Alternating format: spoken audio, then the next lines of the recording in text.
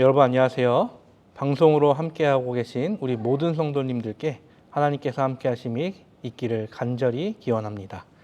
오늘은 근심이 기쁨이 되리라 라는 제목으로 함께 은혜 나누기를 원합니다. 본문 말씀으로는 요한복음 16장 17절부터 24절까지 함께 보시겠습니다. 제가 봉독해 올리도록 하겠습니다.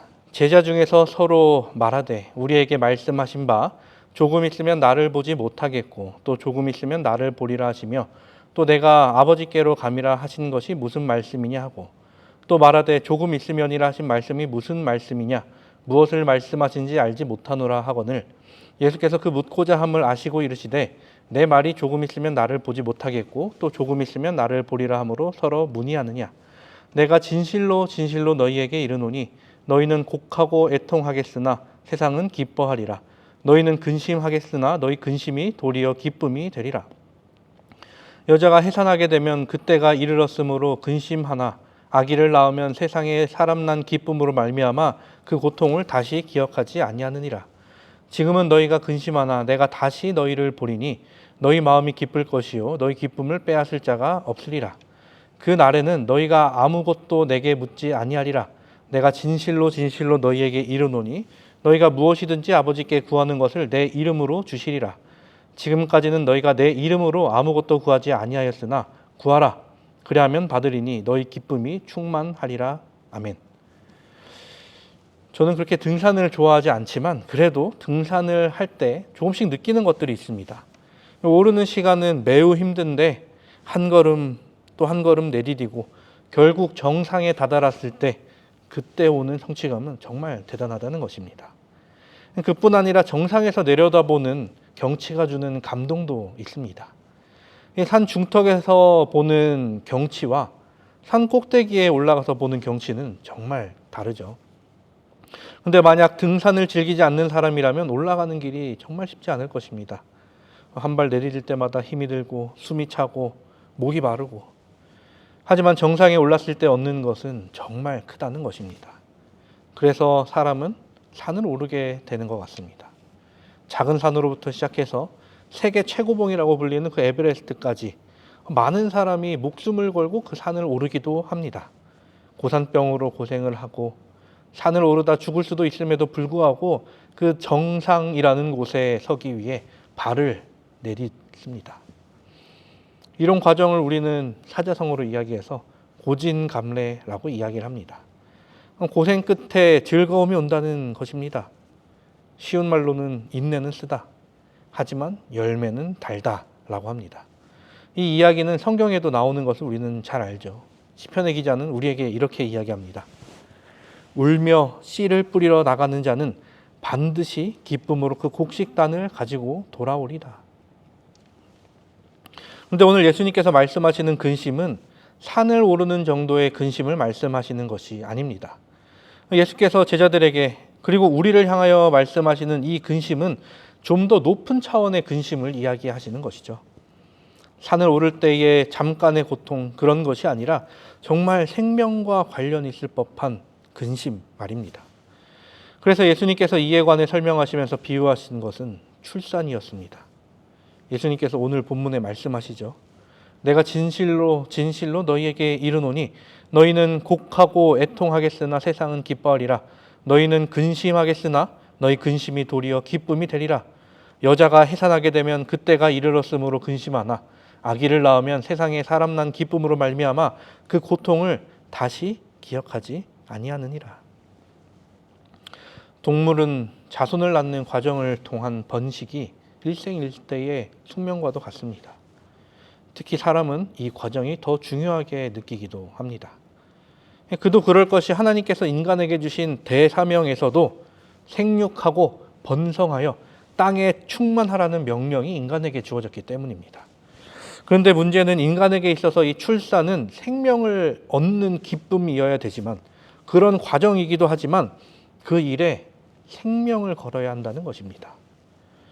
인간의 타락 이후 하나님은 사람에게 출산의 고통을 크게 더하셨다라고 이야기를 합니다. 그렇게 되어 인간은 임신의 과정, 또 출산의 과정 동안에 아주 많은 고통에 임하게 됩니다. 물론 다른 동물들도 출산하지만 사람만큼 고통스러운 출산은 거의 없다고 이야기합니다.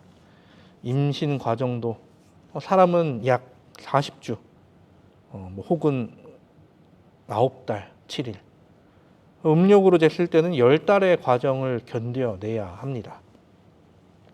임신 과정도 약 그렇게 보내는 순간 가운데 아기가 제때 태어나지 않고 더 오래 걸린다거나 더 빨리 태어난다면 아기에게 문제가 생길 수도 있고 혹은 산모에게 문제가 생기기도 한다는 것입니다.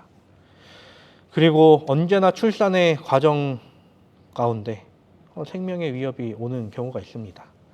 실제로 그러한 게 최근 10년간 출산 중에 사망한 산모가 연평균 49.8명이라고 합니다. 지금은 출산율이 많이 떨어져서 그만큼 사망하는 산모도 줄었다고 이야기하지만 그럼에도 계속 있다는 이야기를 합니다. 지역별로 차이가 있기도 한 게 강원도에 거주하는 산모는 수도권에 거주하는 산모에 비해 사망하는 비율이 3배가 넘는다고 이야기합니다. 수도권이야 근처에 병원이 많지만 강원도는 큰 병원을 가기 위해서 1시간을 넘게 가야 되는 일도 있으니까요. 이렇게 위험한 일인데도 사람들이 이 모든 과정을 기꺼이 여기는 이유는 무엇일까요? 이 모든 일 끝에 비로소 얻는 그 사랑의 결실로 인해 얻는 기쁨이 더 크기 때문입니다. 출산의 과정은 현대에 와서는 사람들에게 선택의 시간이 되었습니다.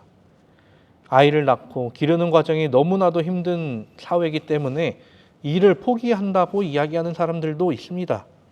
그런데 그런 가정도 있지만 대부분은 아이를 갖는 것을 원합니다.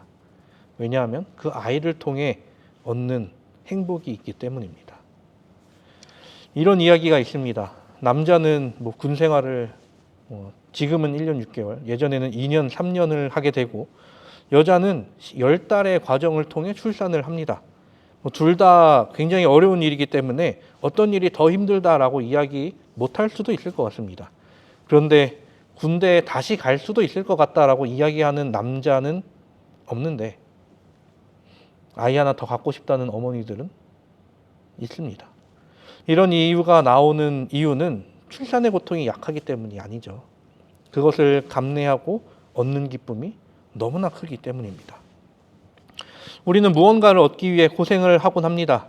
물론 그렇지 않은 것들이 대부분이지만 큰 고민을 하거나 그것을 얻기 위해 많은 시간을 참아야 하기도 합니다.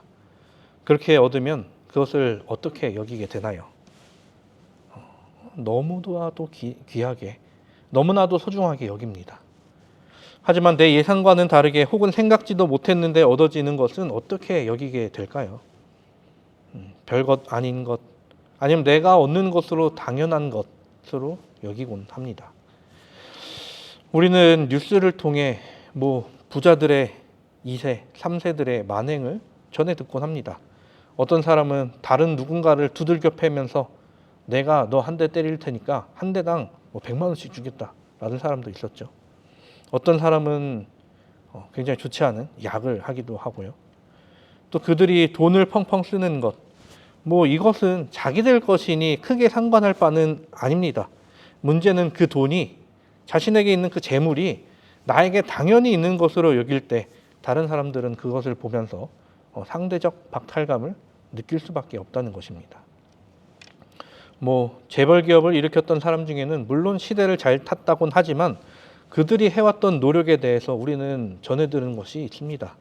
그런데 누군가는 부모로 물려받아 그것을 허투루 쓰는 것을 본다는 것입니다. 예수님께서는 제자들에게 내가 조금 있으면 너희가 나를 보지 못할 것이다 라고 몇 번을 이야기하십니다. 그 이유는 예수님께서 십자가로 그리고 하늘로 가시기 때문이었습니다. 그로 인해 일어났던 일은 무엇이었습니까? 세상은 예수님이 없어진 것을 인해 기뻐합니다. 그런데 예수 그리스도를 따르던 무리는 예수님을 보지 못하기 때문에 그것이 무엇이 된다고 이야기합니까? 그것이 너희들에게, 우리에게 근심이 된다라고 이야기를 합니다. 예수님께서 계시던 시절엔 예수님 뒤만 따르면 먹을 것이 생겨났습니다. 배가 고플 때마다 예수님께서는 먹을 것을 만들어내시고 물 위를 걸으시며 아픈 사람을 치유하시며 세금 낼 돈조차 물고기를 통해 얻어내시는 분이었습니다. 예수님의 말씀을 듣고 앉아 있노라 하면 그곳이 천국처럼 느껴졌습니다. 그런데 그런 예수님께서 눈앞에 없게 된다면 남겨진 사람에게는 모든 상황, 모든 순간이 재앙일 수밖에 없다는 것입니다. 길을 잃어버렸던 양과 같이 홀로 어딘가 남겨진 것처럼 외로워진 자기를 발견하게 됩니다. 가야 할 바를 알지 못한 채 있는 것만큼 근심이 되는 것이 어디 있겠습니까? 그런데 그에 반해 세상은 예수님이 없어진 것으로 인해 기쁨이 되겠다라고 이야기를 합니다. 왜 그럴까요? 예수님께서 알려주시는 그 천국을 바라지 않는 사람은 예수님이 계신 것이 그들에게는 부담이었기 때문이었습니다. 예수님께서 이 땅에 알려주시는 것은 그들이 무언가를 바꿔야 함을 계속해서 알려주셨기 때문이었습니다. 자기들이 옳다고 생각한 자신들이 만들어낸 하나님을 부인하고 진짜 하나님께로 나아갈 것을 말씀하셨습니다. 그리고 그들은 예수 그리스도를 십자가에 못 박음으로 자신들이 옳았다라는 것을 증명해 보이려고 합니다. 살인자였던 바라바를 살리면서까지 예수님을 죽인 그들은 자신들이 만든 의를, 사람의 의를 지켜 행했습니다. 그런 예수님, 그 예수님이 이 땅에 더는 없다는 것이 그들에게는 얼마나 큰 기쁨이었을까요? 현대에 넘어와서는 어떨까요? 예수 그리스도의 이름을 가지고 사는 사람들, 그리스도인들에게 예수님이 보이지 않는 것은 고난이 됩니까? 당연히 고난이 됩니다. 우리가 신앙을 위해 자신을 헌신하는 것부터 여러 가지가 고민거리가 됩니다. 고난거리도 되고요. 하지만 세상을 살아가는 사람들은 어떠합니까? 예수님, 그들에게는 조금도 관심이 없습니다. 왜냐하면 자신들에게는 예수님보다 더 중요한 물질이라는 것이 있기 때문입니다. 만약 예수님이 계셨다면 그들에게 자신이 있는 것을 팔아 다른 사람들에게 나누어 주라고 했을 텐데 물질 만능주의에 살아가고 있는 사람들이 그 말을 과연 반가워했을까? 그들에게는 예수님 없이 살아가는 것이, 그리고 자신들이 더 많은 것을 가지고 살아가는 것이 복이다라고 생각하며 다른 것을 보지 않습니다.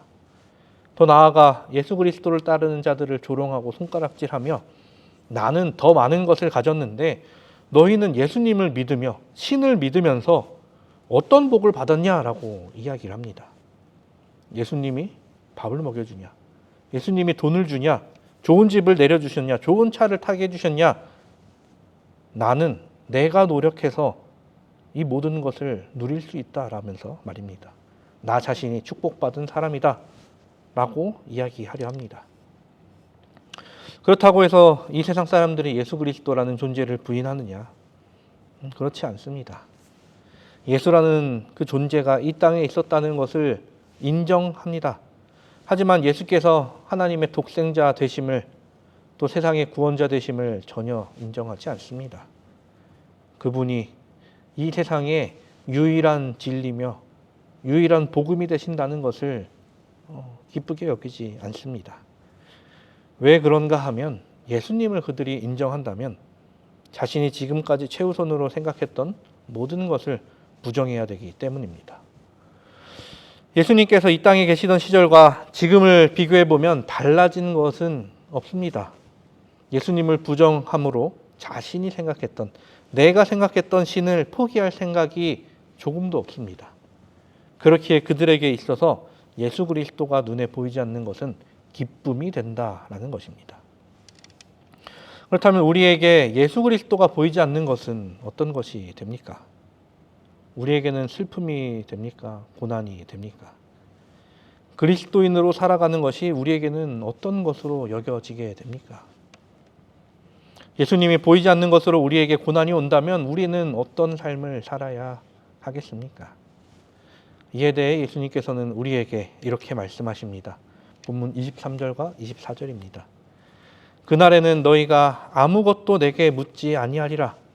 내가 진실로 진실로 너희에게 이르노니 너희가 무엇이든지 아버지께 구하는 것을 내 이름으로 주시리라. 지금까지는 너희가 내 이름으로 아무것도 구하지 아니하였으나 구하라. 그리하면 받으리니 너희 기쁨이 충만하리라. 아멘.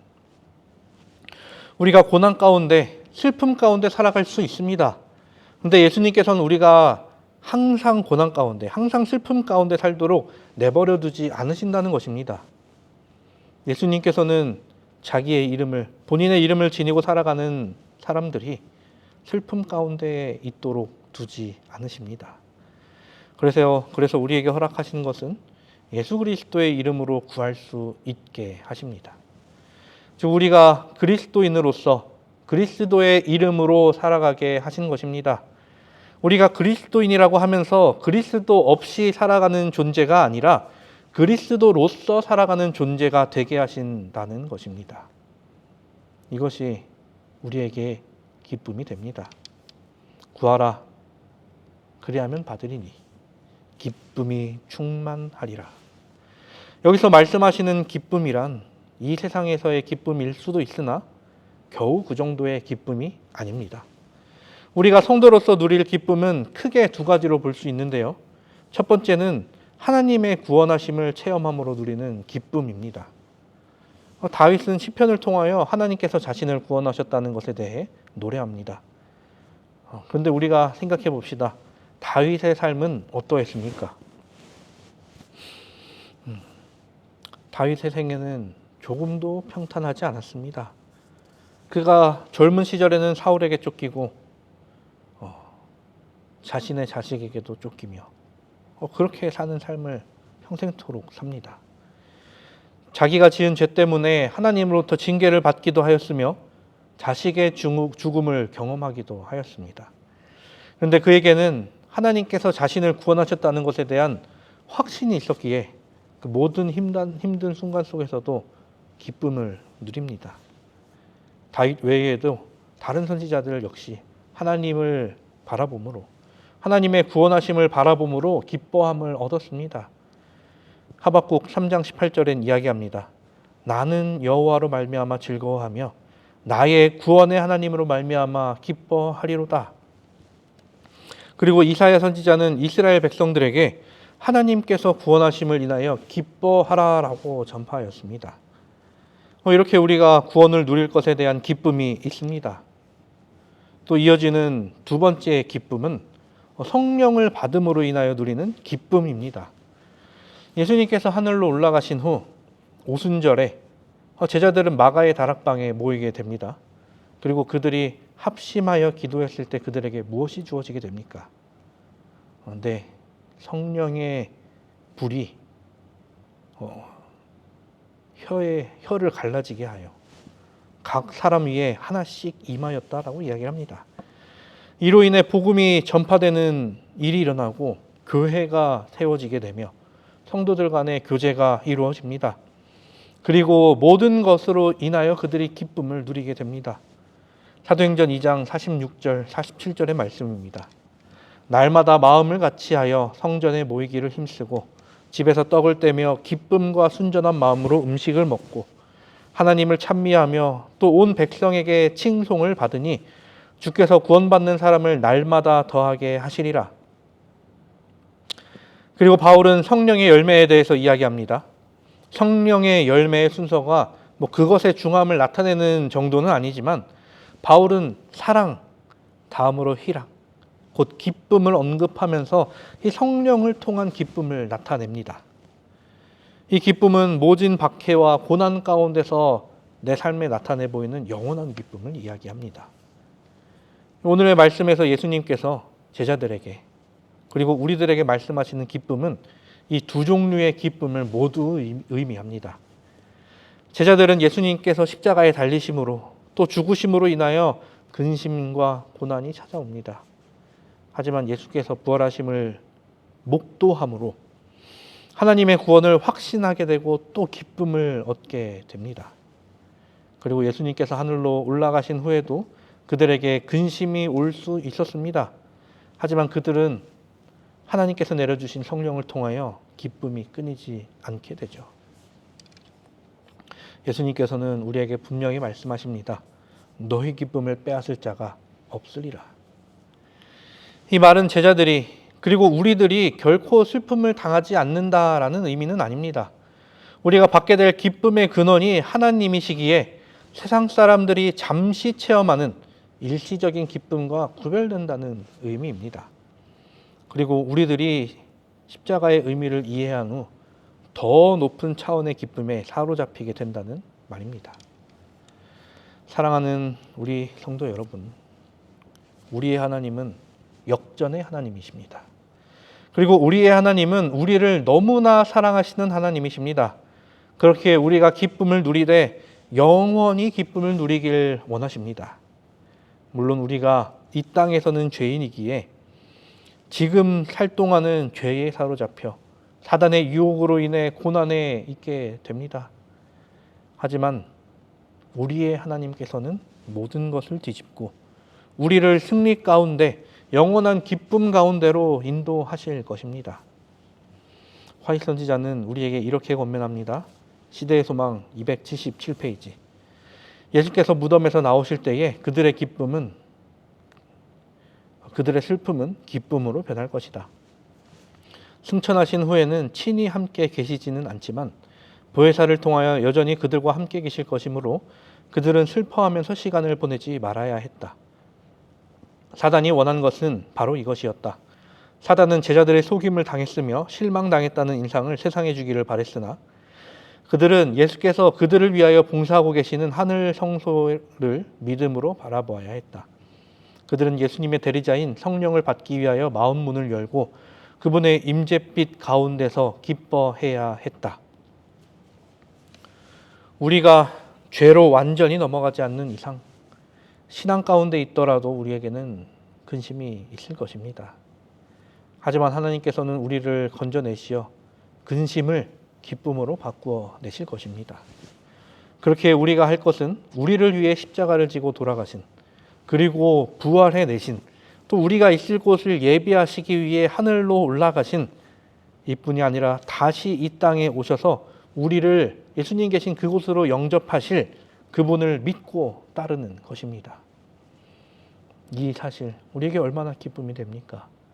그렇기에 이 기쁨을 온전히 누리시기를 간절히 바랍니다. 우리의 구원자 되신 예수 그리스도로 인해 그리고 성령을 통해 우리가 근심 가운데서 기쁨을 누리게 되시기를 간절히 바라며 오늘의 말씀을 마치도록 하겠습니다. 하늘에 계신 우리들의 아버지 하나님, 우리와 함께하여 주시겠다는 그 약속, 그 은혜에 감사를 드립니다. 우리가 그 약속 의지하여 나아가겠사오니 우리와 항상 함께하여 주시옵소서. 우리의 부족함을 아시는 주님께서 우리와 함께하여 주시고 주님으로 인하여 복받는 삶 살 수 있도록 인도하여 주시옵소서. 주님, 공사가 진행되고 있습니다. 이 공사가 안전하게 마무리되며 더욱더 주님을 찬양하는 데에 귀히 쓰일 수 있도록 인도하여 주시옵소서. 주님께 모든 것 맡기오며 사랑이신 예수 그리스도의 이름으로 기도드립니다. 아멘.